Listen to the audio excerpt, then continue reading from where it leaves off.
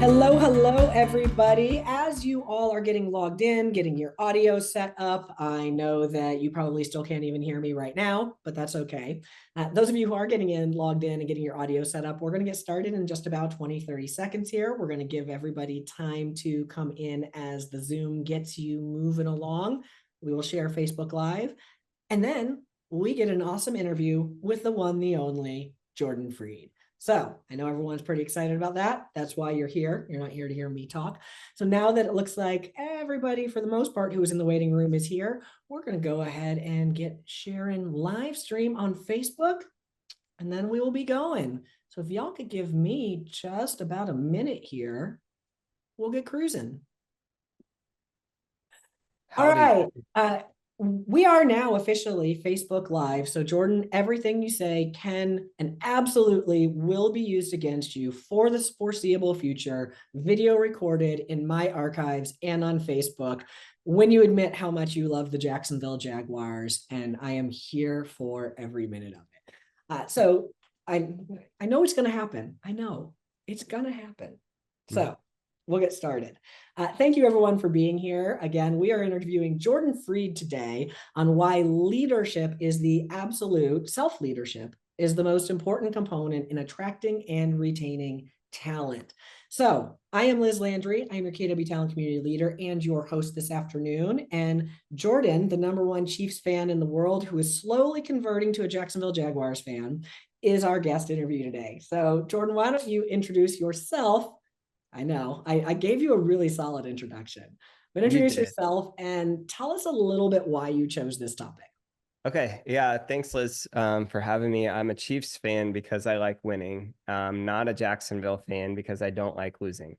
Losing And builds character, Jordan. they have tremendous character. Yes. We have Tremendous character. ample amounts of character. So I am a KW Maps executive coach. I have been coaching full time. April 1st of 2015 will be 10 years. I've been coaching full time. In that period of time, I estimate I've done about 14,500 coaching calls. And I really focus a lot of my energy and efforts on the leadership side of rainmakers and how leadership influences their lives, both in and outside of their businesses. And so I chose this topic because about 5 years ago, I had a massive aha around it. And I believe if we're kind of pulling on the thread of Keller Williams, it is the one thing for many people. And so I'm excited to share here, Liz. Thanks for having me. Awesome. Now, we look at leadership, and I always say that leadership is a journey, not a Mm-hmm. destination. And yet it does have a starting point, right? And that starting point is self. Mm-hmm.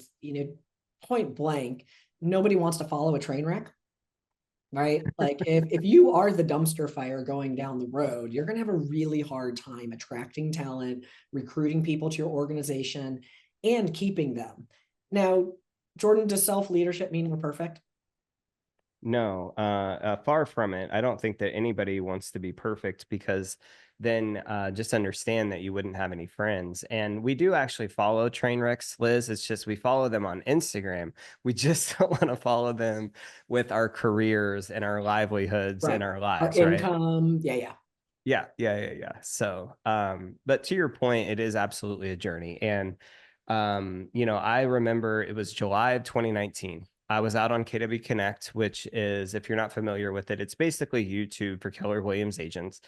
I was just looking for content and came across this interview. And the interview was from David Voorhees, who is an employee at KWRI, and Ben Kinney, who many people know. Ben is the co-founder of Place. He's the owner of Brevity, one of the biggest agents on the face of the planet. And Ben was asked this really intelligent question, Liz. And the question was, how have you consistently surrounded yourself with such magnificent people? And he answered in this triangle. And each and every one of you, Liz and I are coaches, so we're always going to ask you to like pull out a pen and draw this diagram. So draw a triangle and make it pretty good size. And inside of it, though, put 3 horizontal lines because you're going to create 4 sections. And what Ben said, and we're going to start at the bottom and work our way up. He said, well, first, I got really good at leading myself. I got really good at leading myself. So just write myself in that first section at the bottom. And then he said, I earn the right to lead others.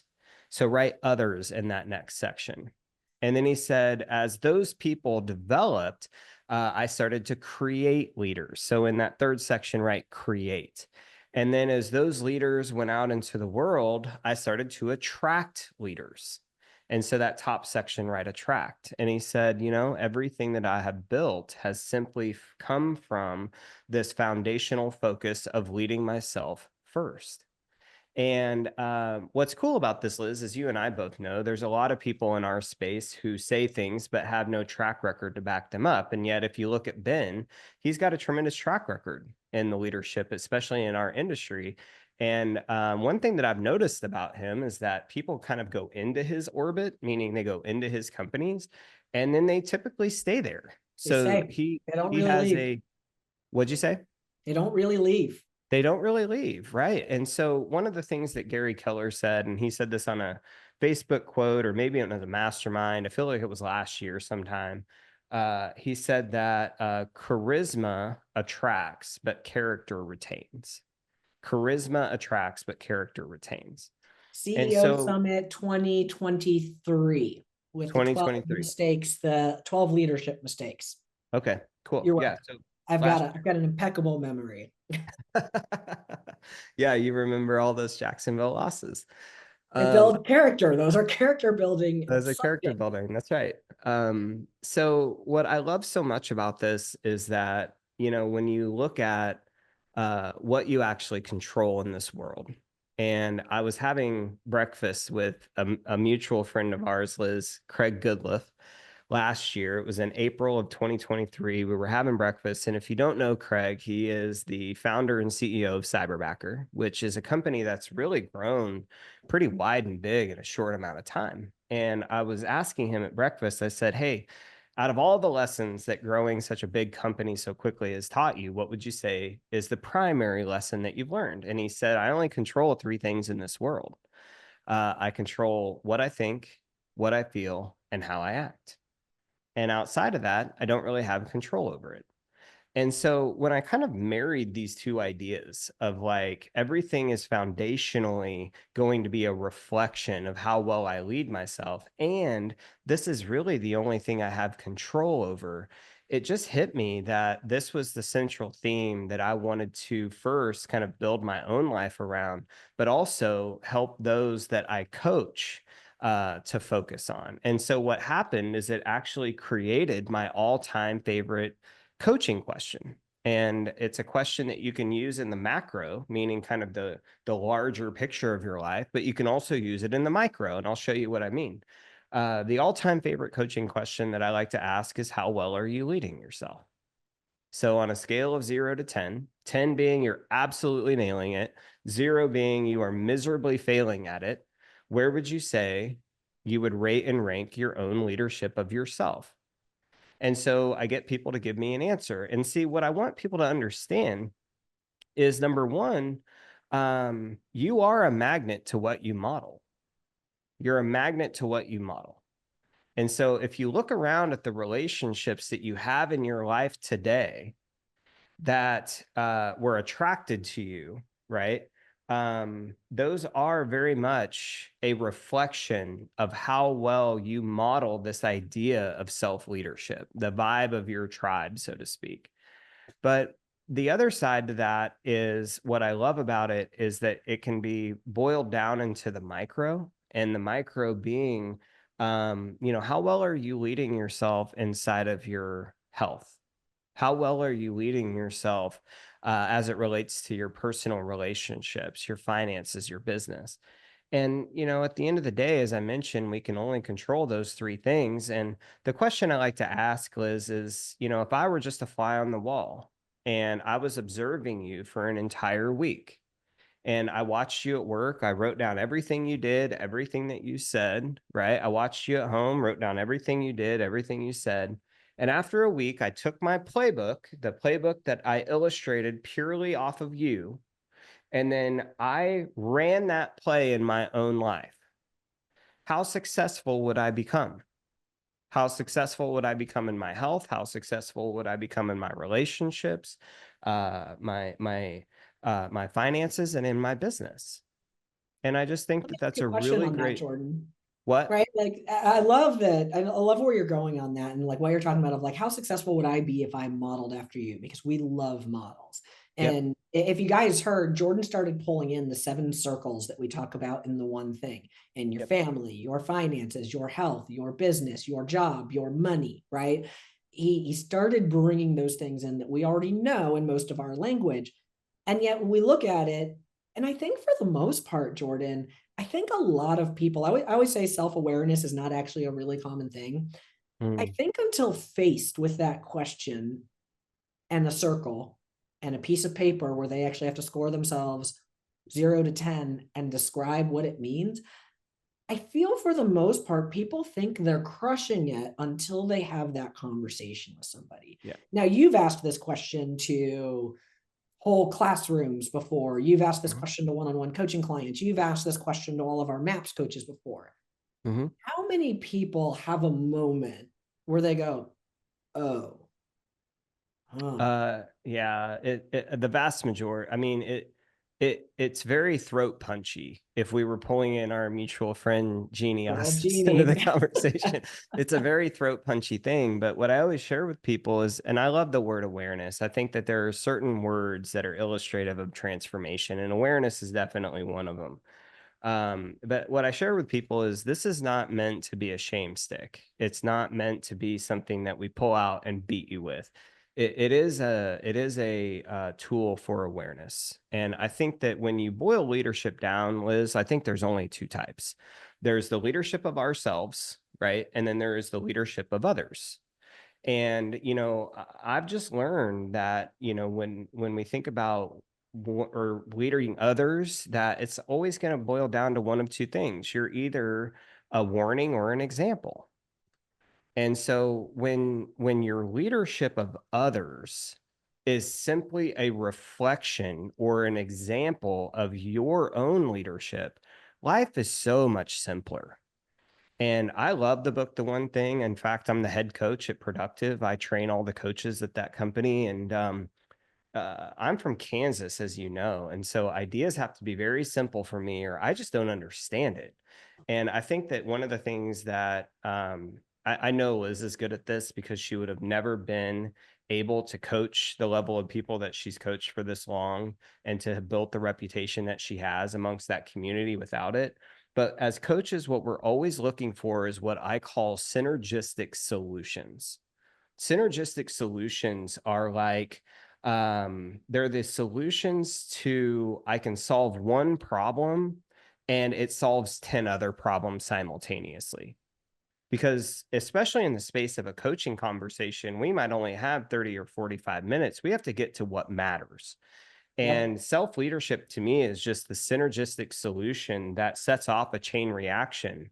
When you choose to be accountable to that idea, it doesn't make success or life or family or anything easy, but I just find that it makes it so much simpler.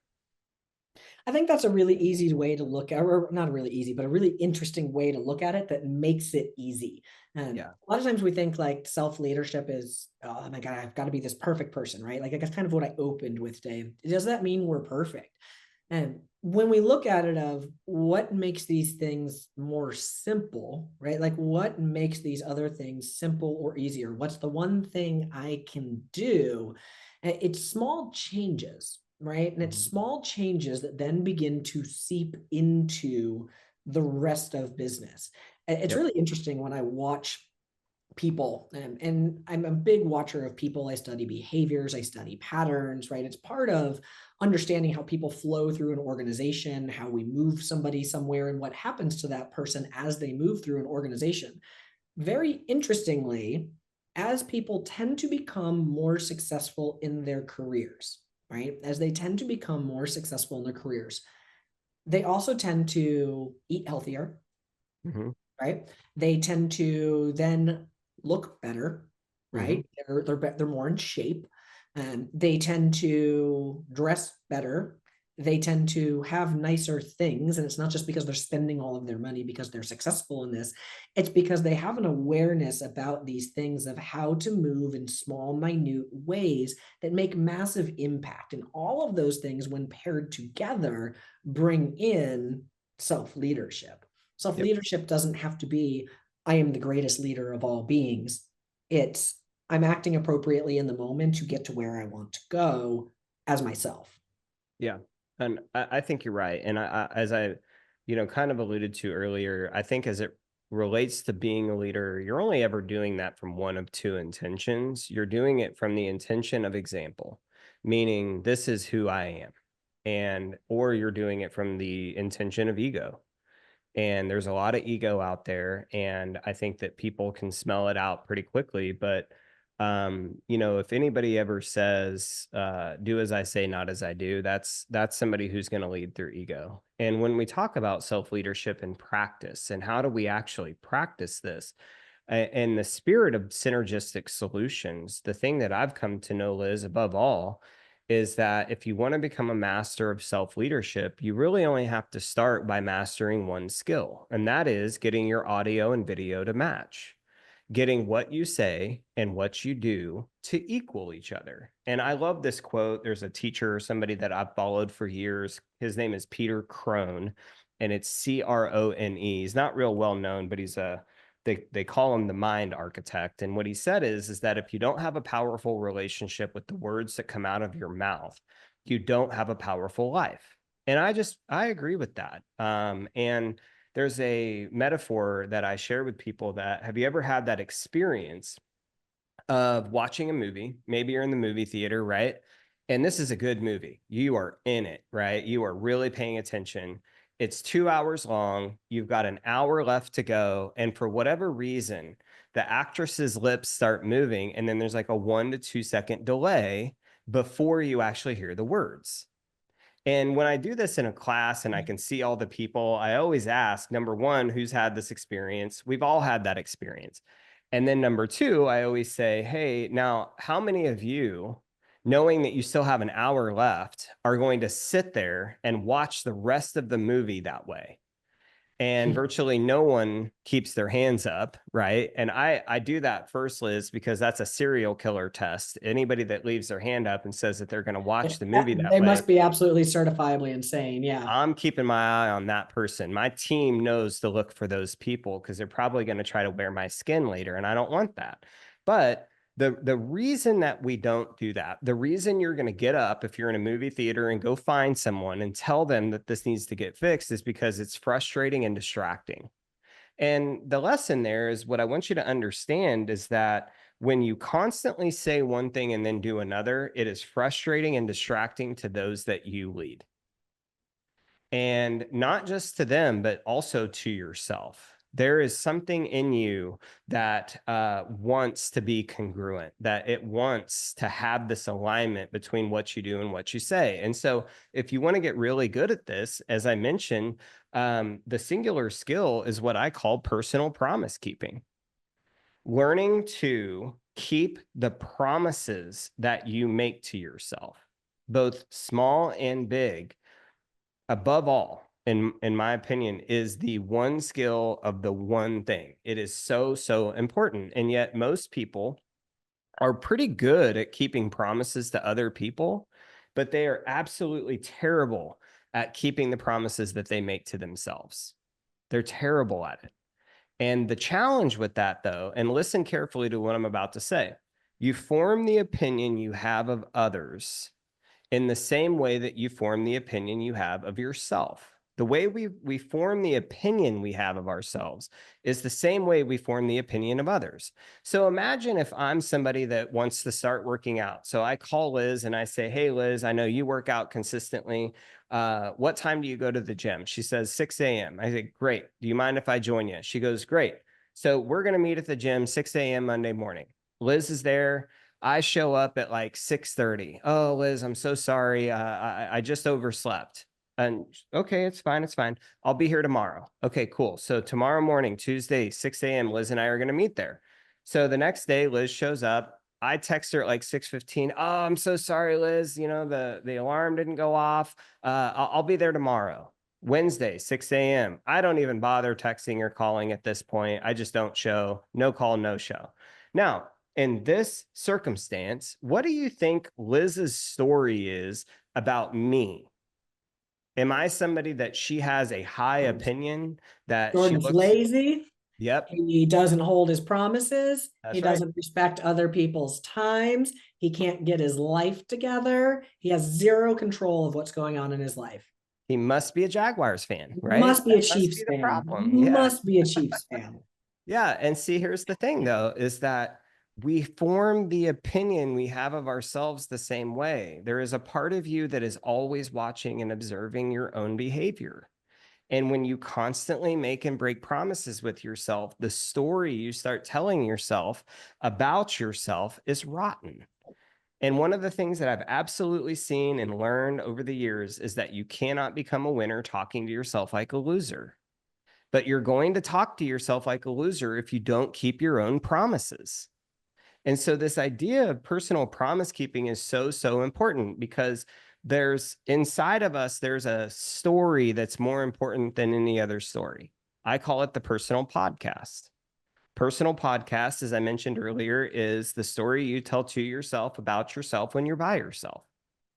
So when you wake up in the morning and you're looking at yourself in the mirror and it's just you, that story that exists right there is going to create the quality of your life. And as Gary said in the last mastermind, Zig Ziglar used to say this, you will never consistently perform in a manner that is inconsistent with how you define yourself. The opinion you have of yourself matters.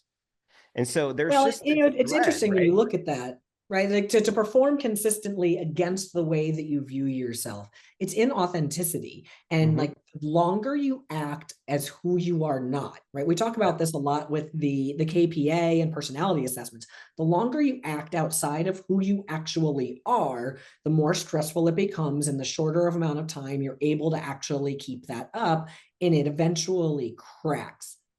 The difference is you do have the ability to become the person you want to do and who keeps those promises and shows up to the gym at 6 in the morning, right? Like Yep. we've got the ability to form those habits that then become just who we are.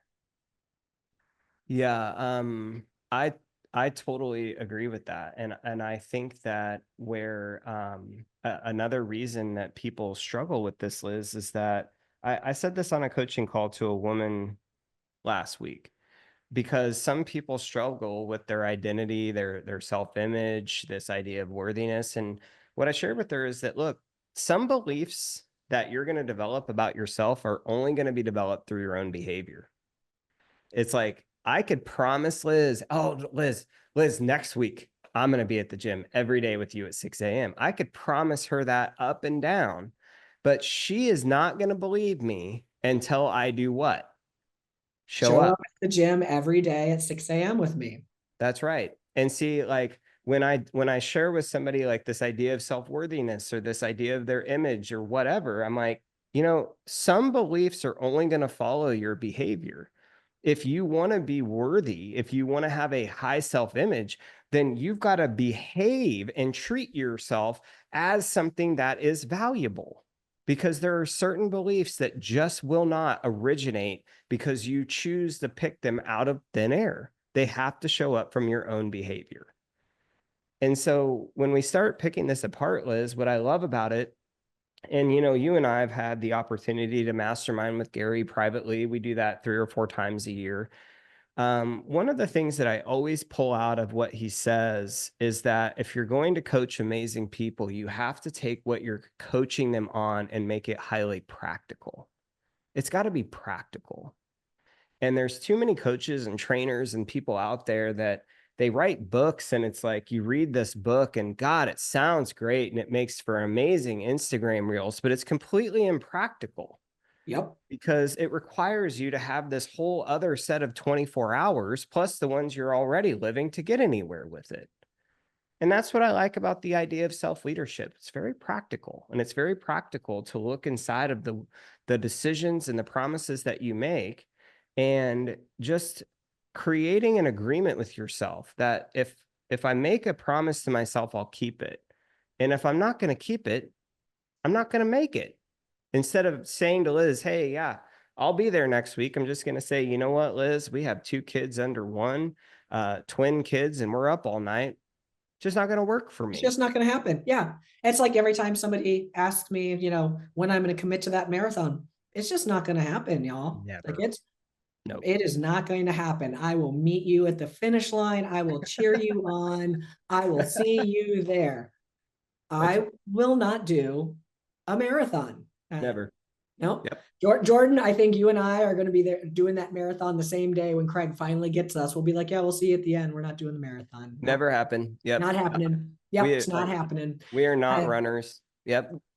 Left to no, our own devices. I'm gonna do yoga, right? yeah, not a runner, not happening. So, Jordan, we've got 3 minutes. Mhm. Right. We've covered a lot of topics. We've talked about the models of leadership, right? The triangle that Ben discusses of how we lead ourselves and then others, right? And then we build leaders and then we attract leaders, which is just like the most simplistic, amazing model for people to look at because frankly, leading yourself is challenging, but building leaders is really hard, right? And then we begin to simply attract, we become a magnet.